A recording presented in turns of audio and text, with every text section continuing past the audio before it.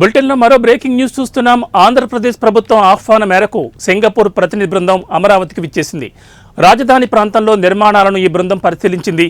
ఈరోజు ముఖ్యమంత్రి చంద్రబాబు, మంత్రి లోకేష్ను సింగపూర్ బృందం కలిసి స్టార్టప్ ఏరియా అభివృద్ధి తదితర అంశాలపై చర్చించనుంది.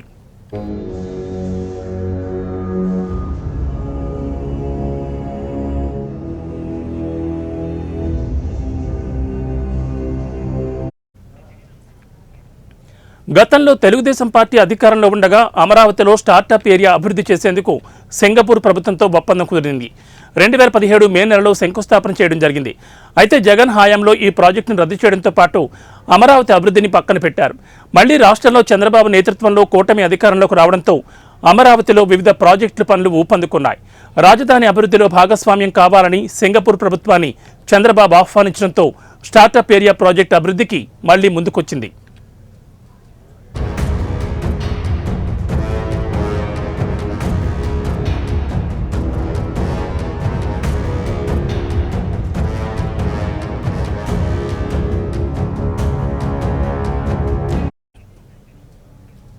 ఆంధ్రప్రదేశ్ ప్రభుత్వం ఆహ్వానం మేరకు సింగపూర్ ప్రతినిధి బృందం అమరావతికి విచ్చేసింది. రాజధాని ప్రాంతంలో నిర్మాణాలను ఈ బృందం పరిశీలించింది. ఈరోజు ముఖ్యమంత్రి చంద్రబాబు, మంత్రి లోకేష్ను సింగపూర్ బృందం కలిసి స్టార్టప్ ఏరియా అభివృద్ధి తదితర అంశాలపై చర్చించబోతోంది. గతంలో తెలుగుదేశం పార్టీ అధికారంలో ఉండగా అమరావతిలో స్టార్టప్ ఏరియా అభివృద్ధి చేసేందుకు సింగపూర్ ప్రభుత్వంతో ఒప్పందం కుదిరింది. 2017 మే నెలలో శంకుస్థాపన చేయడం కూడా జరిగింది. అయితే జగన్ హయాంలో ఈ ప్రాజెక్టును రద్దు చేయడంతో పాటు అమరావతి అభివృద్ధిని పక్కన పెట్టేశారు.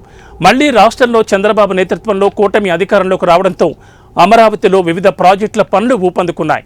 రాజధాని అభివృద్ధిలో భాగస్వామ్యం కావాలని సింగపూర్ ప్రభుత్వాన్ని చంద్రబాబు ఆహ్వానించడంతో స్టార్టప్ ఏరియా ప్రాజెక్టు అభివృద్ధికి మళ్లీ సింగపూర్ ప్రభుత్వం ముందుకొచ్చింది.